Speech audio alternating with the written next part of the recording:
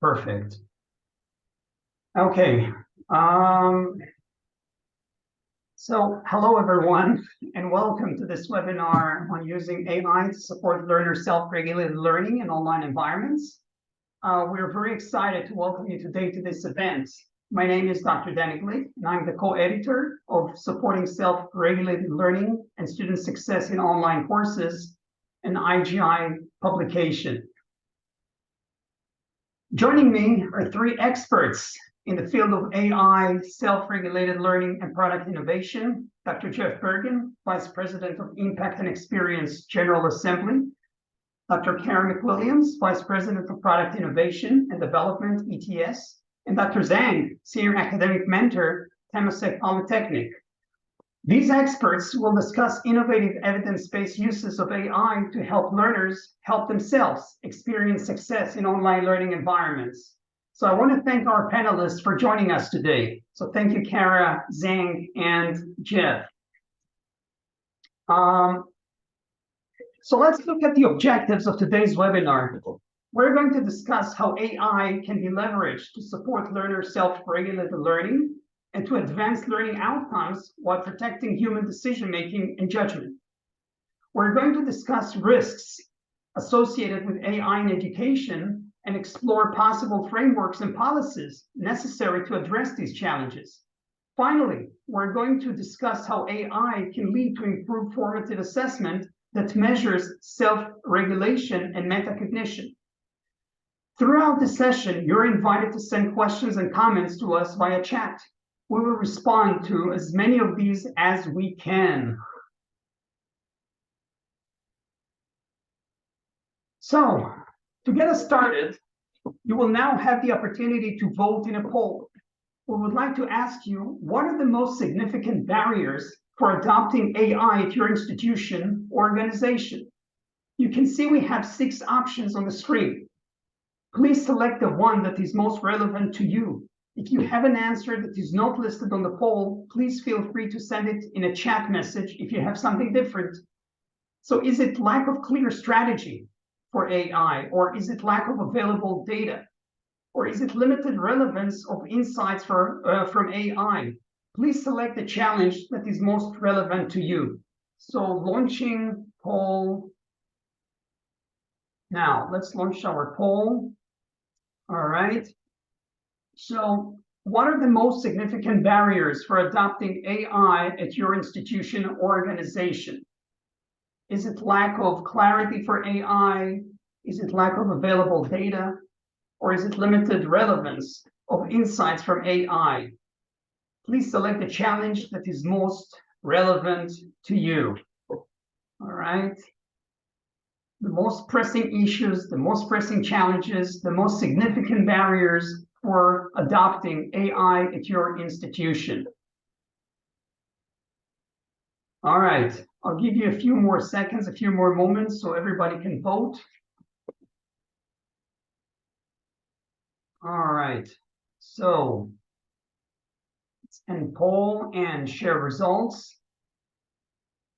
All right, so we're closing the poll. We're going to share the results. So we can see that the most pressing issue, the most significant barrier, is lack of clear strategy for AI, which is the second barrier. Lack of clear strategy for AI and lack of technological infrastructure to support AI.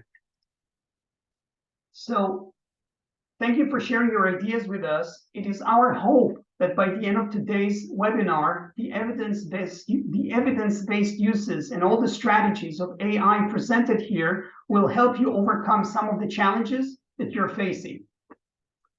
All right, so moving on to the next slide.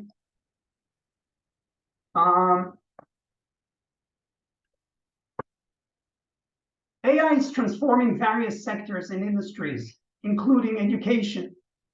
AI can help address some of the global challenges and opportunities in education, such as access, equity, personalization, and lifelong learning. AI can empower learners to take charge of their own learning by providing personalized and adaptive pathways, support, and feedback. For example, AI can help learners choose the most suitable courses, materials, and methods for their goals, preferences, and abilities. AI can also help learners access tutoring, mentoring, and coaching services using platforms such as intelligent tutoring systems and conversational agents. In addition, AI can help learners develop critical skills such as problem solving, creativity, and communication through interactive and immersive experiences. Now, what about teachers? Well, AI can assist educators and teachers in various ways, such as automating administrative tasks, providing feedback, enhancing content delivery, and facilitating collaboration.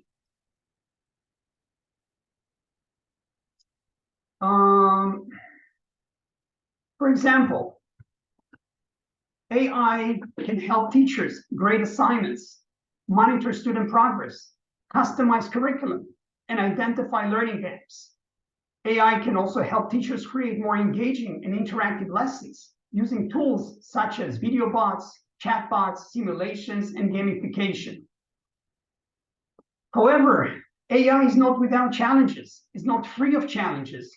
Some of the challenges include ethical, social, and technical issues, such as privacy, security, accountability, transparency, reliability, and accessibility.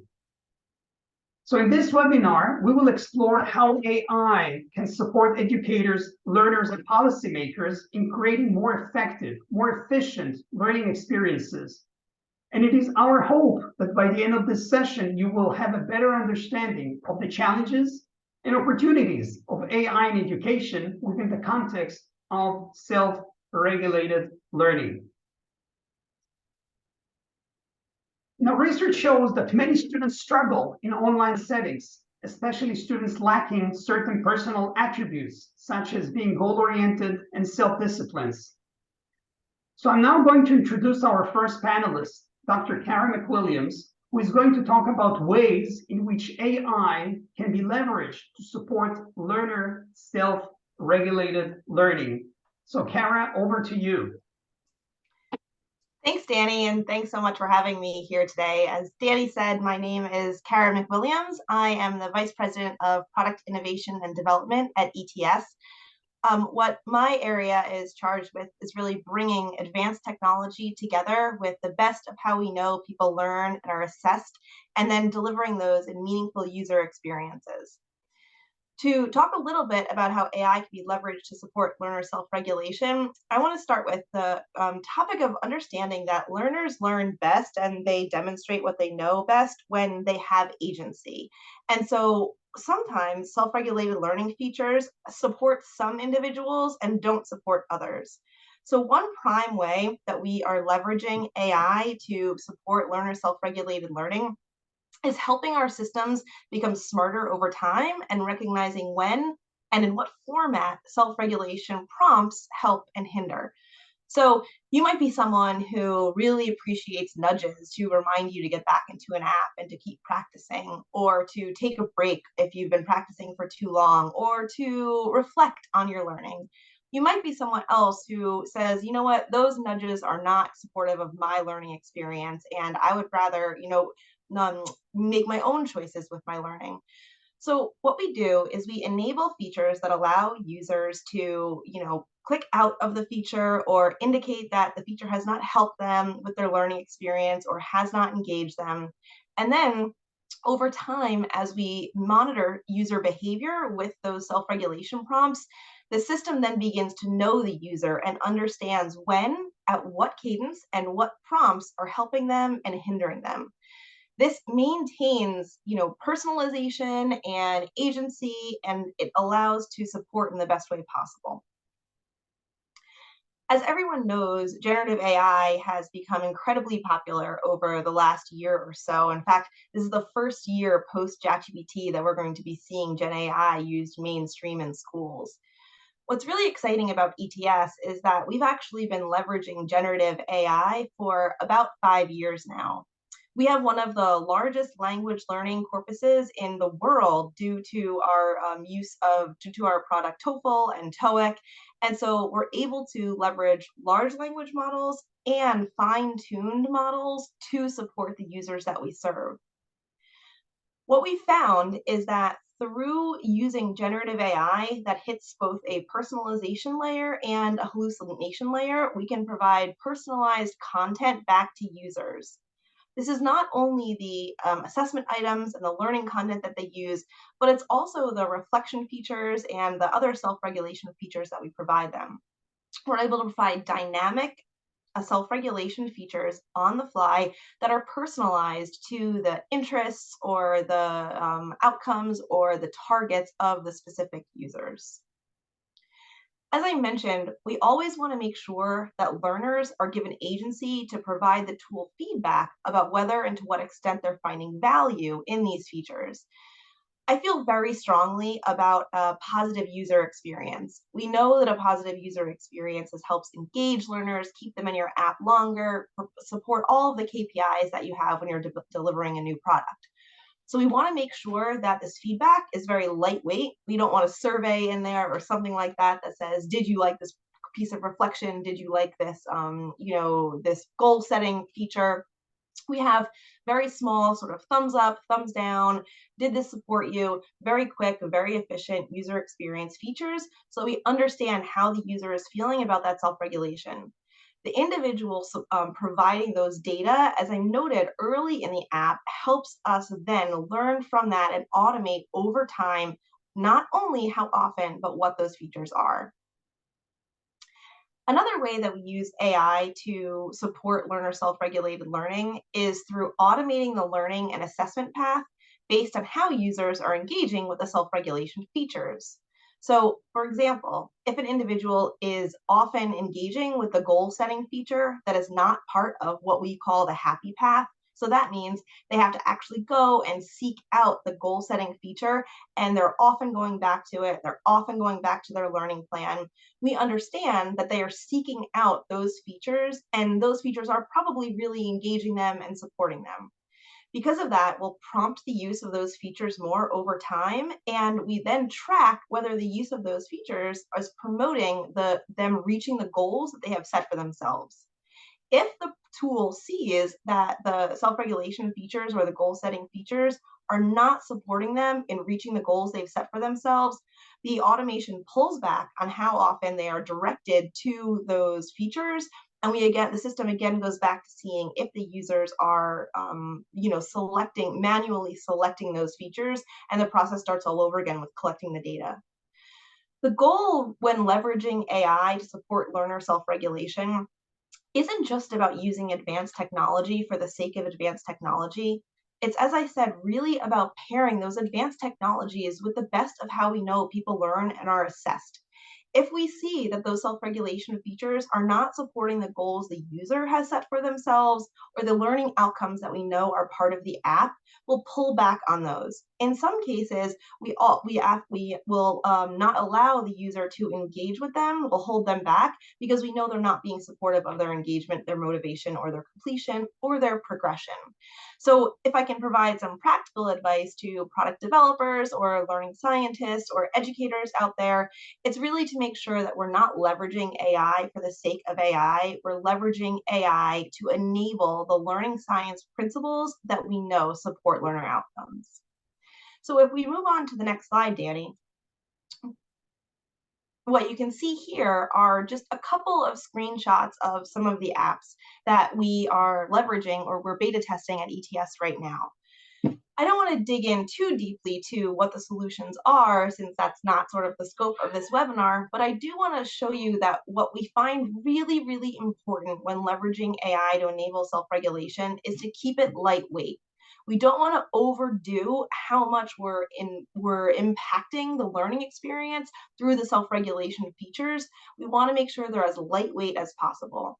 So what you can see here is some very lightweight reflection, some very lightweight understanding how someone is progressing toward their goal setting, thinking about their feedback, thinking about their reflection, but doing it in a very lightweight way.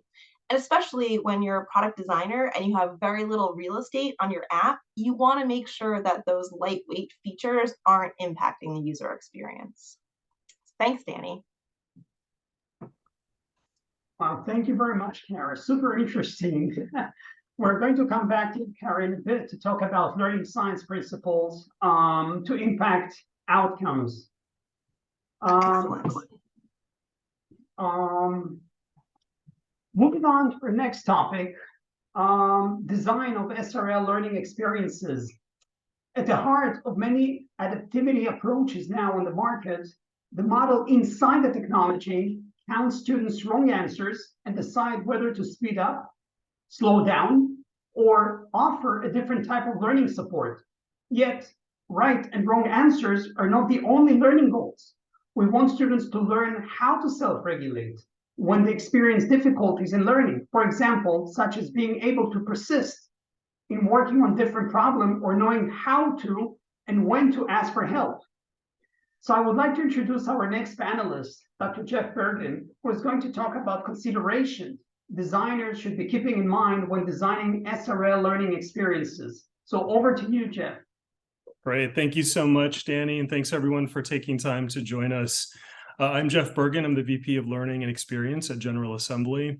I have worked in K-12 education, higher education, and workforce development for my entire career, and I have worked on some ed tech products that have incorporated AI dimensions, including things like personalized learning and adaptive learning and risk algorithms and those sorts of things. But currently, I'm at General Assembly, where I work directly with learners who are acquiring technical skills in software engineering and user experience design, in data analytics, product management, digital marketing, and who are beginning to use generative AI to really help them augment the skills that they're learning and automate certain aspects of their own work using AI tools, and in particular, generative AI tools. So that's kind of the nature of the work that I'm doing today, which I'll talk more about in a little while. In fact, we just added some generative AI lessons to all of our programs, so more on that later.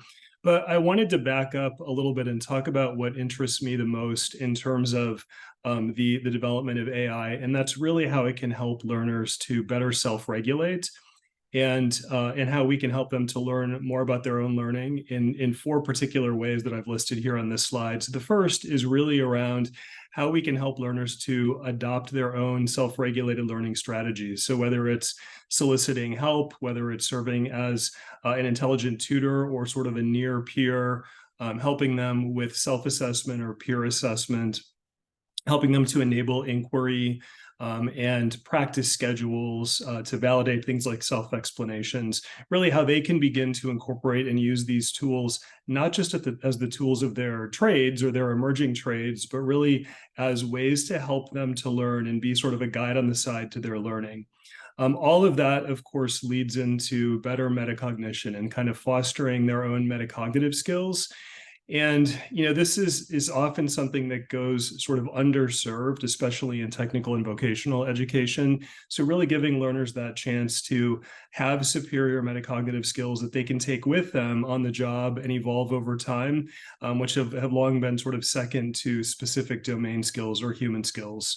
The third area is around personalization. Kara spoke quite a bit about this, but in terms of how they can integrate AI into their own experiences as a kind of self-service, right? To provide them with things like personalized scaffolding and personalized feedback, personalized remediation based on where they are at any given moment in time. So really using it to generate their own sort of intellectual study buddy or someone who can help them to personalize their experience right alongside what they're learning, in particular online and in blended environments. And then the fourth area is really around inquiry-based learning. So things like research activities, help-seeking behaviors, which we know are really difficult for many learners, and how they can go about forming and formulating prompts to help them to learn more, to help them when they get stuck, to help them generate potentially sample content or comparison content, or to check code, or to begin to develop things like design plans and design thinking and design research plans. So really, using this technology to better serve as kind of a learning support, but one that they can access and one that they can direct increasingly over time. All right. So in this slide, what I wanted to provide is just some of the information that I would ask or encourage, both UX designers and learning designers to keep in mind as they begin to incorporate AI tools either into a learning experience or into the construction of that learning experience. Meaning, it may be something that's student-facing, or it may just be something that gets used behind the scenes to help improve the overall experience. 4 benefits I listed here for designers to be aware of. One is that generative AI can really help us make sure that we're aligning our courses and our content and our programs to emerging skills and kind of keeping them very, very fresh, tip of the spear in terms of skill acquisition.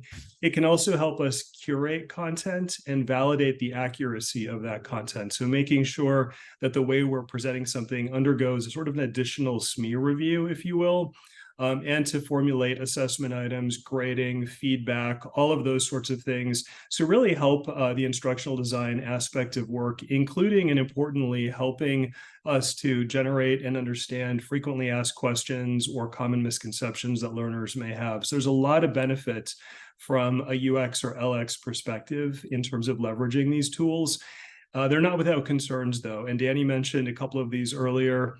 One of them is just the ethical and appropriate use of how we go about using those tools, both as learning designers and as learners.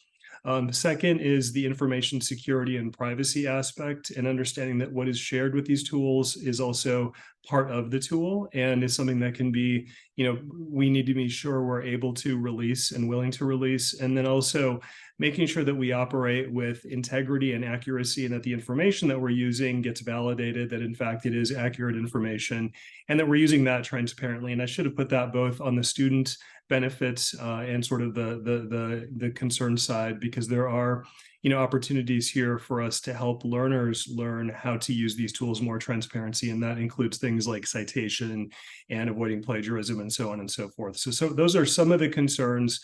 Many more benefits and concerns, but just some that are top of mind for me as we go forward. Oh, perfect. Thank you very much. We're going to come back to you in a bit to talk about challenges associated AI in education. All right, so on to our next topic, AI-powered virtual humans and chatbots. And I would like to introduce our next panelist, Dr. Zhang, who is a senior academic mentor at Temasek Polytechnic in Singapore. Dr. Zhang, you've written a lot about AI chatbots to support self-regulated learning in online settings. Can you talk a little about the use of chatbots and why they're so important? Thanks, Danny. So good evening, everyone, and then good morning, greetings from Singapore. So I'm Huiyi from Temasek Polytechnic, one of the 5 polytechnics in Singapore. So something a little bit about myself. My main job role is to support my fellow colleagues, lecturers, to help them in reviewing, analyzing the relevancy and effectiveness of their curriculum, their pedagogical practices, their assessment methods, and of course engage in collaborative partnership with industry, edtech companies, and of course other educational institutions to just make sure that we stay relevant on the changing needs, and particularly in the era of Gen AI. All right. And I also help them in getting funds and grant supports so that they could actually try out their teaching and learning innovations so that we get more and more, better discourse among the academic community. So back to this question about why are AI chatbots so important? I think just now, as Dr. Kara has mentioned, in terms of using AI, definitely helps learners and teachers in many different ways. And in this particular platform of a chatbot, number one, it actually has a familiar user interface, which is the messaging. You ask a question, you type something, and then you have a response. So every time we talk about implementing a particular tool for our learners, something that we need to be aware of is, of course, the accessibility, how likely, how ready are they to adopt that particular tool. So by having this very familiar user interface, as with a lot of other messaging applications that have been using it in their informal settings, would already lower this barrier of chatbot usage. Then as what messaging applications, one of the main features of messaging applications is you will then be able to have that instant gratifications to have a response almost instantaneously.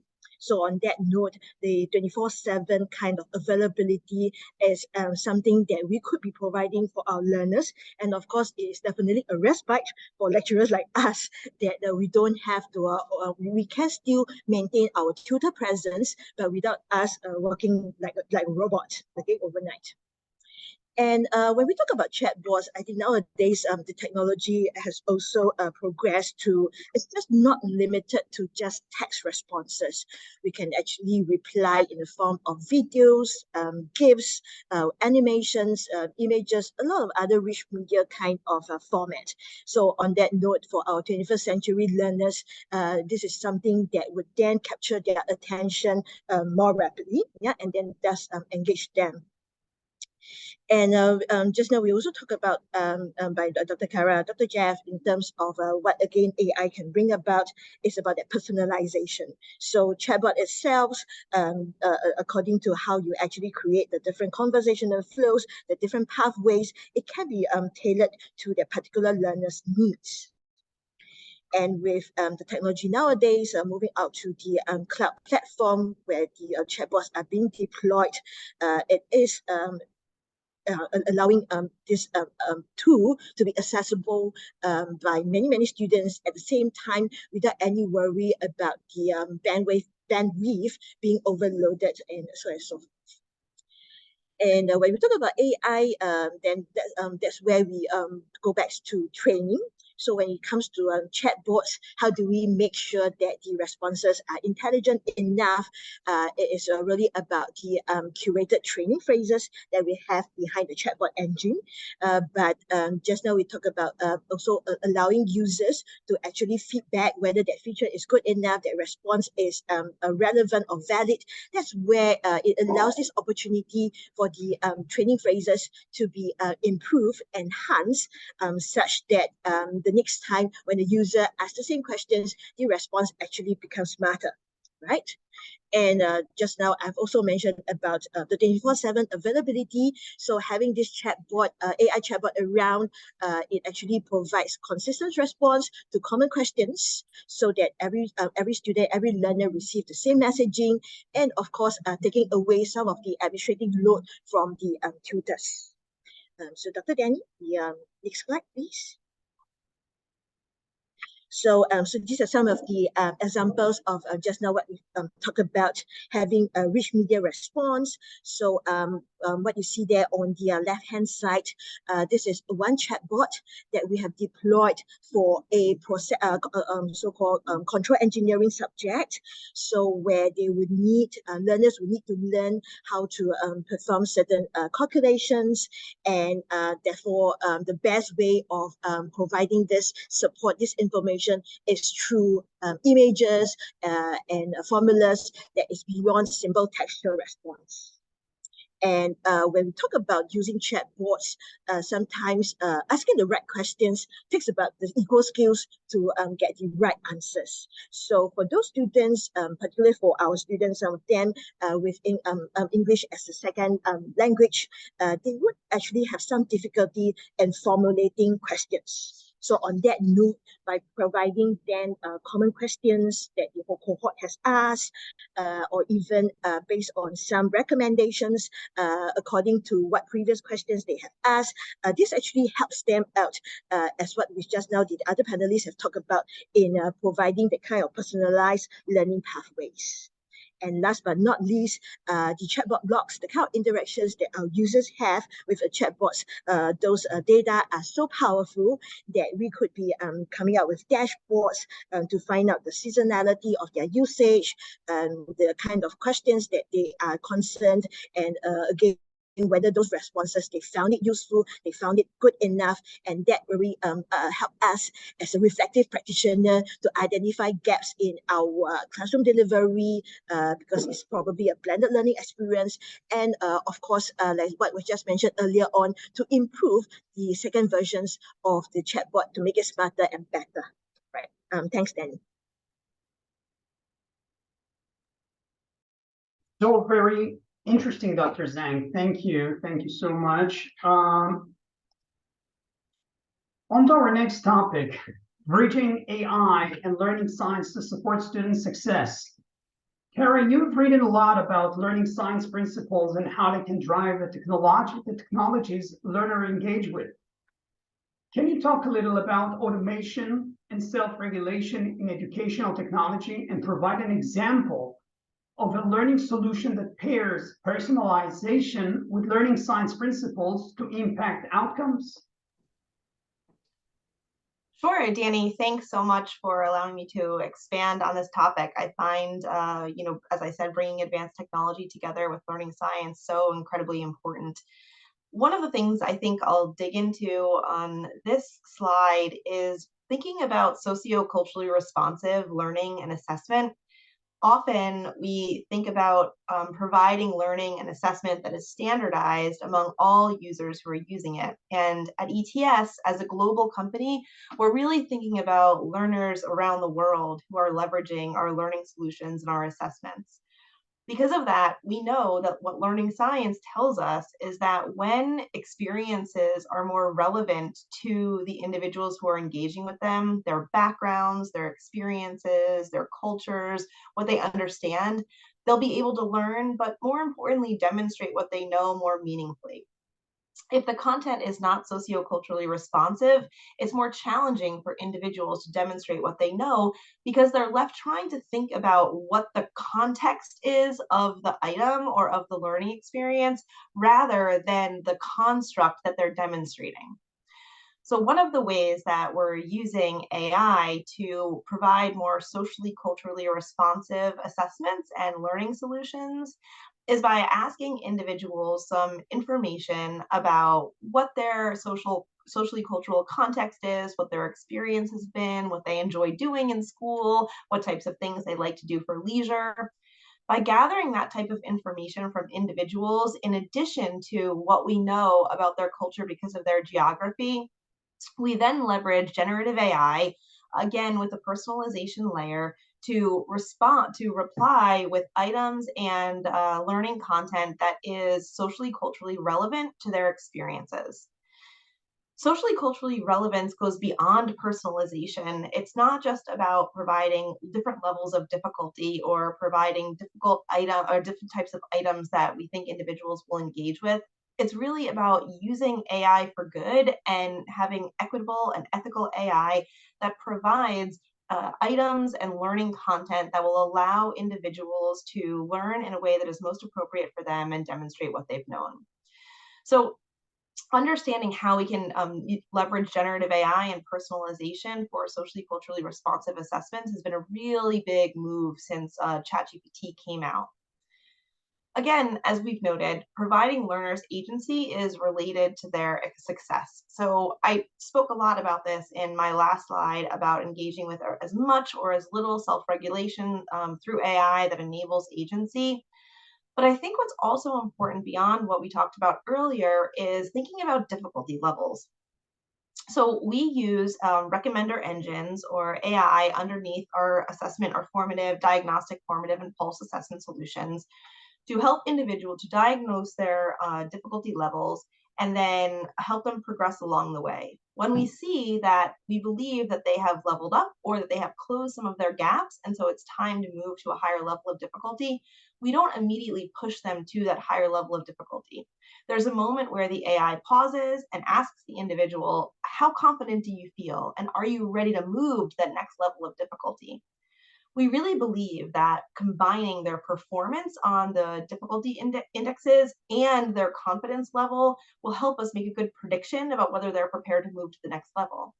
However, if our algorithms say that they are ready to move to the next level and they're hesitant, we want to give them to the agency to say, you know what, I need a little more time on this level. So we do a lot with language learning.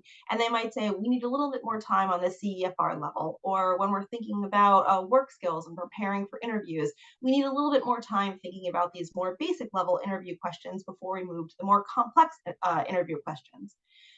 When individuals say that they're not ready to move on to the next level of difficulty, of course, the machine respects that agency and lets them progress a little bit longer.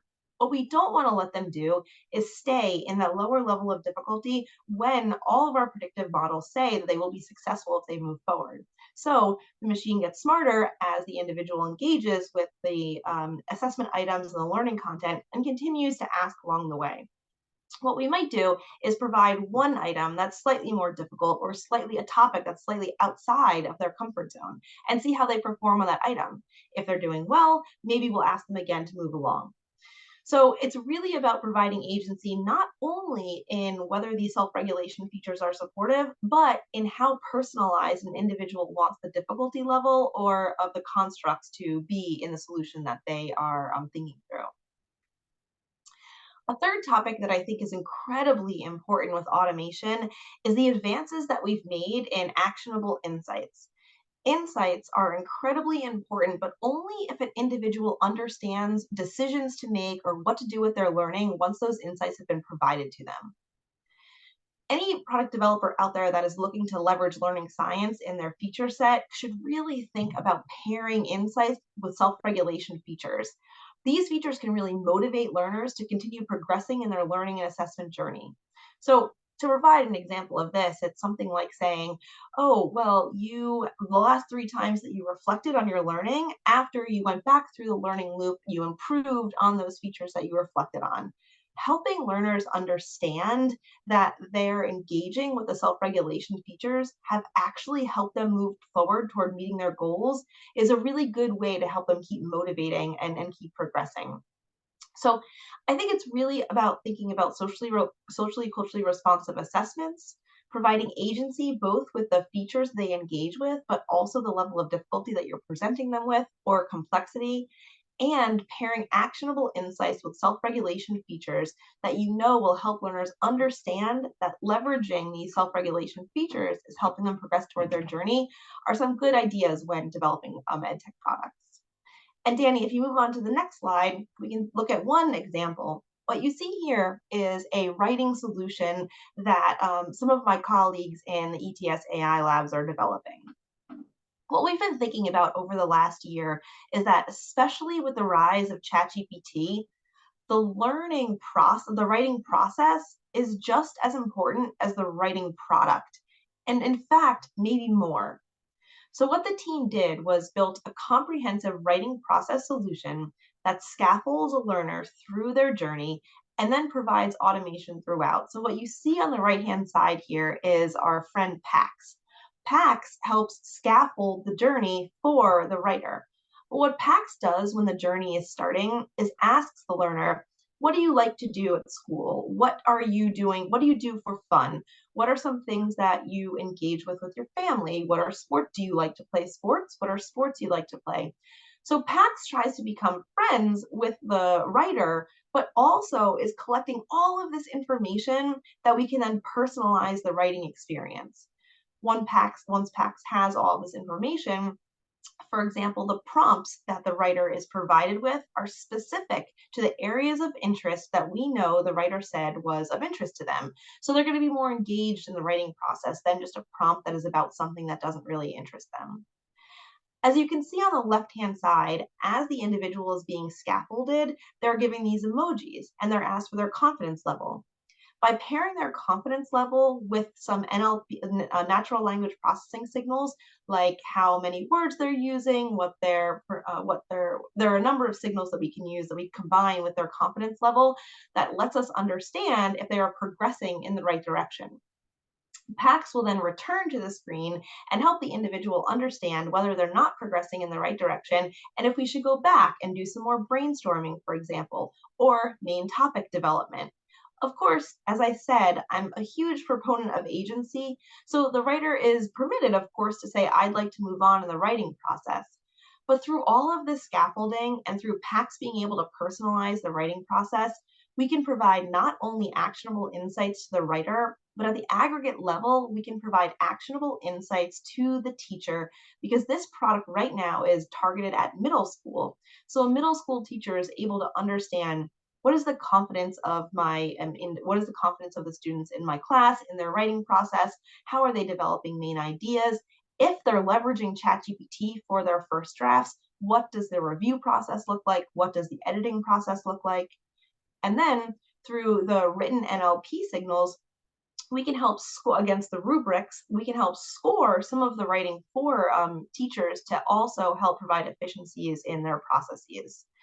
So this example I love because it not only demonstrates how these AI features are supporting learners and writers in their developing their writing process and becoming stronger writers and becoming more confident in their writing abilities, but it's also helping educators at the aggregate leverage AI in a way that is meaningful to them.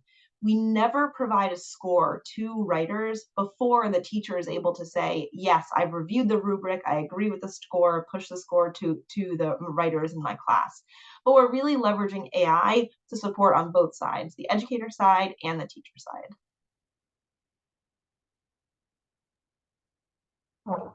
Thank you very much, Kara, for all these great insights.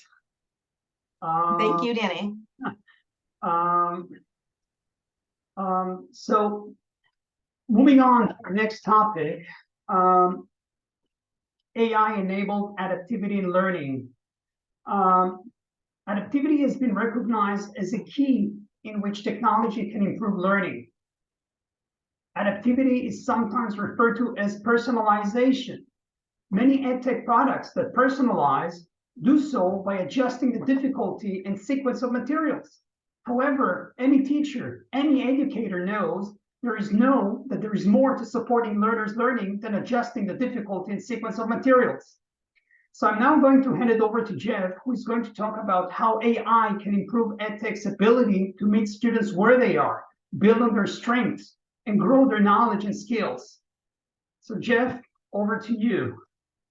Sure, and just as a reminder, the work that I'm doing is not actually developing AI systems or AI tools directly. It's more around how do we integrate generative AI into the learning experience, but exactly for the reason that Danny mentioned, to make those experiences highly personal, highly personalized around the skills, the knowledge, the attitudes that those learners are developing over time, and how they can actually then take those tools and continue to use them beyond the scope of a program or an actual course.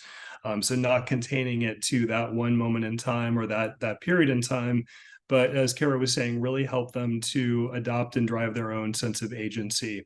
And we do it in these 4 different areas. The first is around, technical skill acquisition. So how do we go about helping learners to acquire the domain skills that they need around how they can utilize these sorts of AI tools, including literacy around the use of the tools themselves. So they're actually developing not only technical proficiency, but also AI proficiency. The second area is around the specific human skills that they may need. It could be around how to write, using tools, as Kara was talking about with PACS. So using very much personalized tools around improving their own writing skills. It could be around collaboration. It could be around presentation. It could be around communication, other sorts of complementary human skills that they need to perform in those technical domains. The fourth area is career skills. So the work that they need to do to go about looking for a job, finding a job, and getting that job. And that may include resume development. It may include a LinkedIn profile development. It may include developing cover letters, prepping for interviews, prepping for difficult technical questions, and so on and so forth. So how can we actually help them to simulate some of those experiences using AI, to prepare for some of those experiences, and to be a top candidate because of those experiences.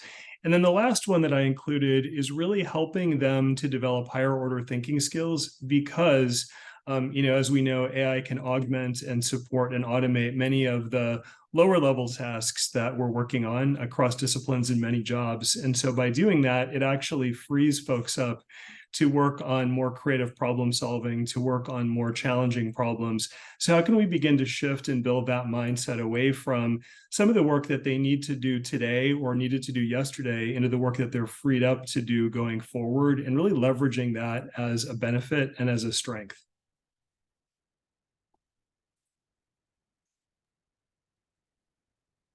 Thank you so much for sharing your insights, Jeff, and for all these practical considerations.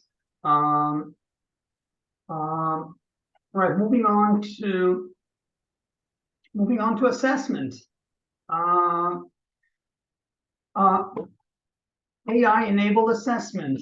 Now, assessment refers to all those activities undertaken by teachers and by the students in assessing themselves, which provide information to be used as feedback to modify the teaching and learning activities in which they are engaged. Now, such assessment become formative assessment when the evidence is actually used to adapt the teaching to meet the needs. So I'm now going to hand it over to Kara, who's going to talk about how AI can lead to improved formative assessment that measures complex competencies like self-regulation and metacognition. So over to you, Kara. Thanks so much, Danny.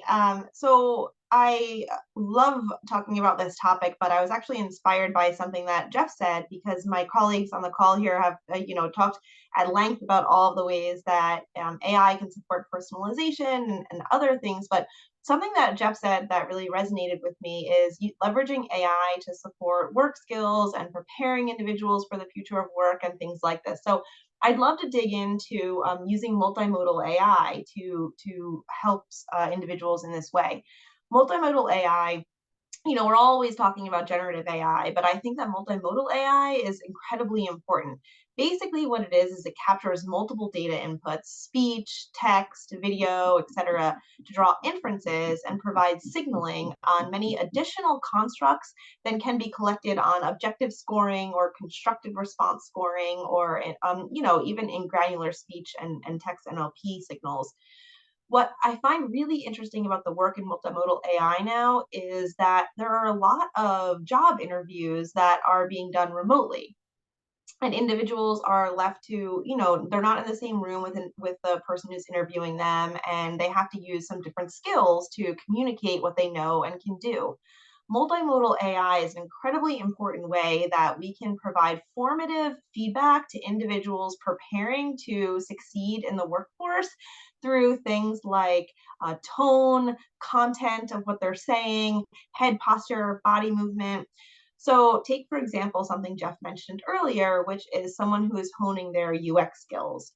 A solution that we're developing at ETS right now is that an individual goes into the app, basically, and they say, I am looking to be a UX researcher, and I'm going to be applying for UXR jobs in the future. We will have a bot do a UXR interview with them, where the individual will actually be asking about how they feel about a feature set, or doing a co-design session, or doing usability testing. And then the multimodal AI behind the system will be able to give the individual instant formative feedback on how they performed in that UXR interview. The hope is that what we could do is not only can we support the development of those skills, but then there is a feature that says, okay, now I'm ready to apply for a job. So this is the level of UXR I am, and this is the type of industry that I'd like to work in. The solution can hit generative AI with the personalization layer and return interview prompts that are likely to be asked to a UXR in that industry at that level.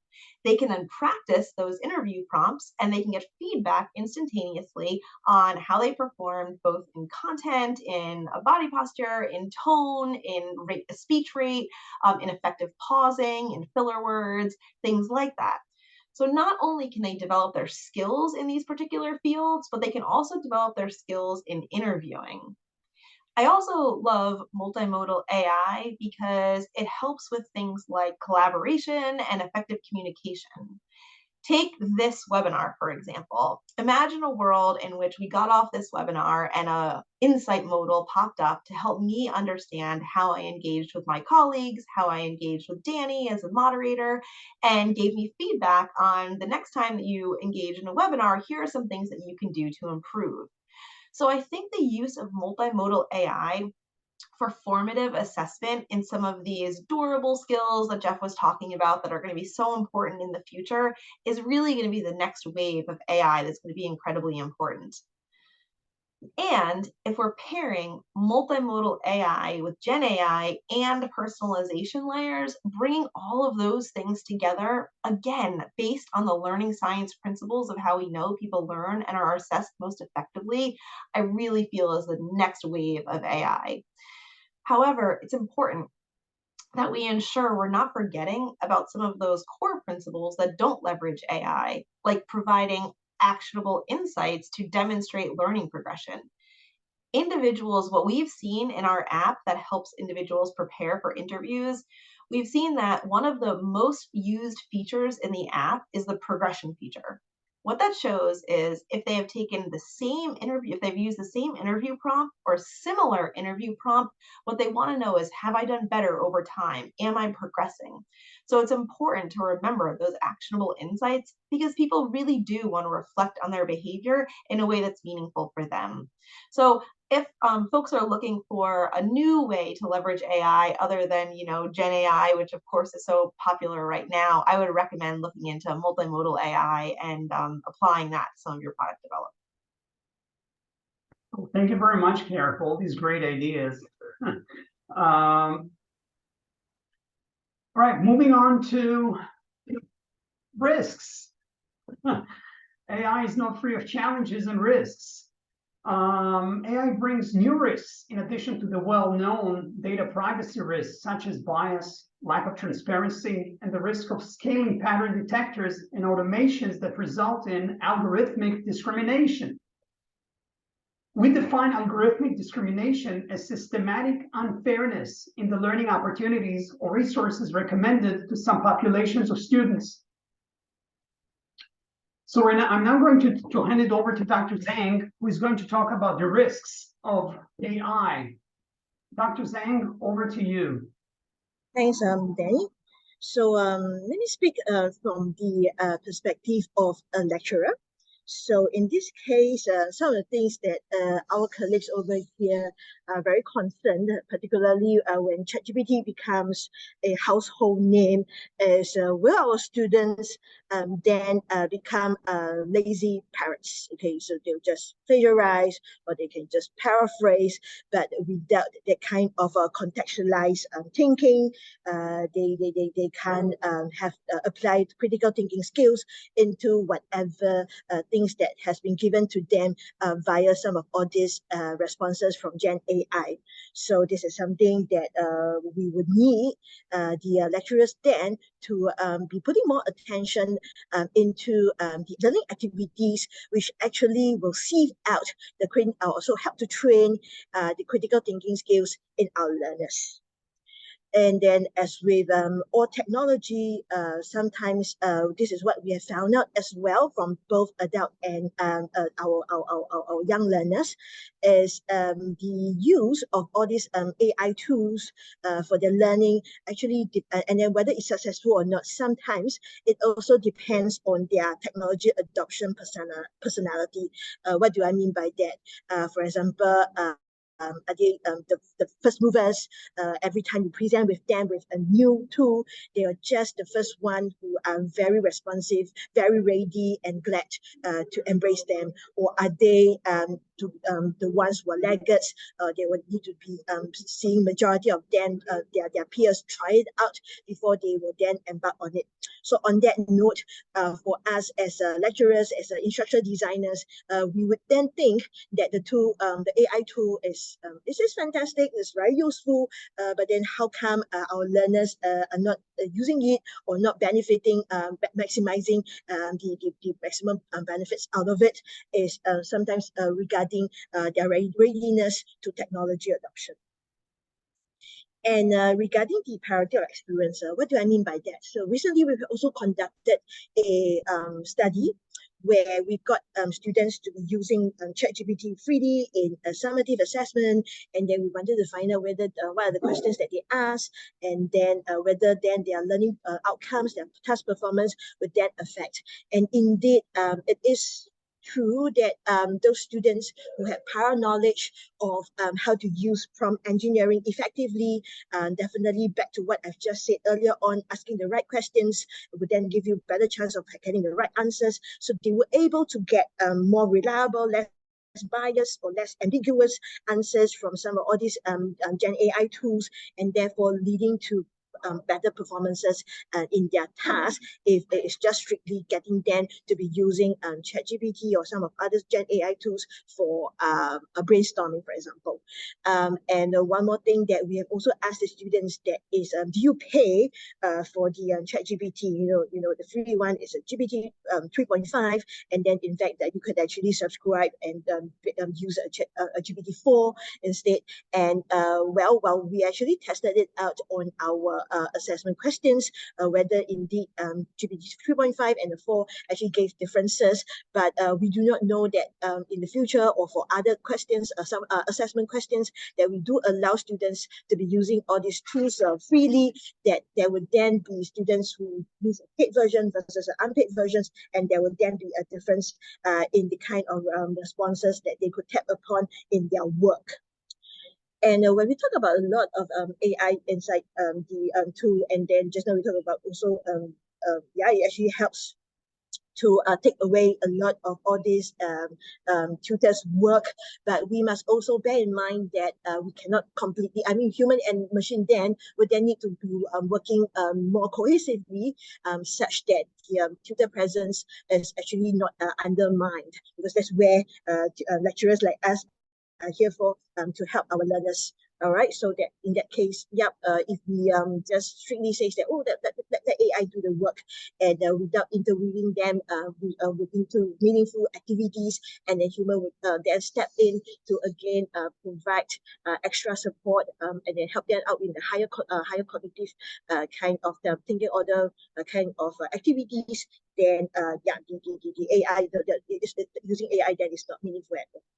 And I remember just now Dr. Jeff talked about when he his advice for UI and UX designers is to also be sure about the ethical, appropriate use, and so on and so forth. So again, back to practitioners like us. So sometimes with AI, we can, a lot of all these tools, we can capture a lot of all this data. But again, number one, we must be sharing with the learners, the users, when they provide such data, or we are able to capture such data from their usage or interactions, what are we going to use with it? And definitely, and then it should be used for that certain kind of purposes that we have shared with the learners, and not say that, oh, I'm just going to use this additional information that I get and then do my own predictive analytics, and then so-called profile my students into people that's more at risk or at risk, but where it wasn't the original intention. So the ethics and governance is even more particularly important over here. All right, thanks, Dan. Yeah, thank you very much. Thank you, Dr. Zhang, for all these great ideas. And finally, solutions. I'm going to hand it over to Jeff, who's going to talk about policies and frameworks to address risks that are specific to novel capabilities and uses of AI in education. So, Jeff, over to you. Thank you, Danny. Yeah, what I listed on this slide are actually three things that I think we need going forward by way of policy and framework development that will really help with all of the challenges we've talked about during this webinar today. The first is AI governance systems and regulatory authorities. What I mean by this is the need for oversight, tracking, benchmarking systems for partners who can help with auditing and certification of AI as it continues to evolve and mature, institutions that will help us in terms of beginning to address the economic and the political changes that may happen as a consequence of such wide-scale AI use, especially in learning. Opportunities to really think through how we handle cases of liability when AI does cause, indirectly causes potential harm in certain cases, and then how we can go about, funding research projects tied to AI safety and ethical use. So really looking at putting together full governance bodies to help us to make sure that we're managing this from a societal perspective very holistically. The second area is around skill profiles for how AI can and should be used in specific disciplines and frameworks with specific AI competencies. So what are the emerging in-demand skills that learners need to acquire to be able to use AI effectively in specific areas or for specific types of tasks? How are those skills integrated into job skills, job frameworks, job families in meaningful ways? And what are the career pathways that AI skills can unlock and enable for learners? And more specifically, what are the behaviors that learners need to demonstrate around specific AI usage? Some of those have been mentioned on this webinar, in fact. And then the last category is around education and training. So there's a lot that needs to be done, even at a foundational level, around how AI is something that can augment us and augment any job and not necessarily replace those jobs. How it's a tool for human expertise and not something that's meant to make learners into lazy parrots, but how we can actually use AI as a tool to help them with the tasks that they need to do, and how they can be very effective in creating AI prompts, how those need to be specific and clear to get good output, how to monitor and manage and be aware of limitations to large data sets and what that means in terms of the accuracy of AI-generated responses. And then, of course, how we all manage data privacy in this new world. So really providing some robust training so that as we engage with these tools, either implicitly or directly through elective use, we know exactly what we're in store for. So hopefully these are areas that we'll see increasing maturity and growth in to really help guide the overall use of AI in learning.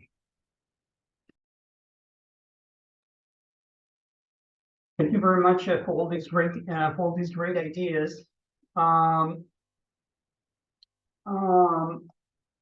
right, so we'll open the floor for questions. Are there any questions related to challenges, risks, opportunities, solutions? Any questions? Please send us your questions via chat. Any questions?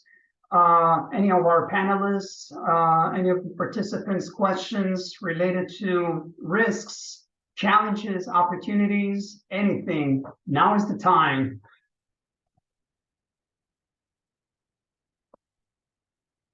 Any questions? All right. No questions. No questions. So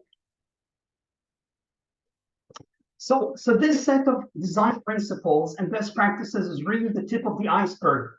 On your screen is a list of books, journal articles, book chapters that educators, researchers, and designers found useful in their searches for information on uses of AI to support learner self-regulated learning. If you cannot find the resource you're looking for, please contact us. Please email us. Finally, if you are thinking of getting a copy, buying a copy of Supporting Self-Regulated Learning and Student Success in Online Courses, use the IGI 35 discount code for 35% off the price list through the IGI online bookstore. So I would like to take this opportunity to thank our awesome panelists for their participation today, Dr. Jeff Bergin, Dr. Karen McWilliams, and Dr. Zhang. Thank you so much for sharing your experience and ideas on evidence-based uses of AI And thank you also to our audience for your attention. We hope you enjoy this webinar and that the principles and best practices discussed throughout the session will help your institution, will help your organization implement an effective and efficient online teaching and learning experience. So Jeff, Dr. Zhang, Kara, thank you very much for your time. And have a pleasant evening. Have a pleasant morning, Dr. Zhang. And goodbye. Thanks, Danny. Thank you, Kara. Thanks for having us. Thank you Thank very you, much. everyone. Thank you for Bye. joining us. Take Thanks, care. everyone. Yeah. Everyone.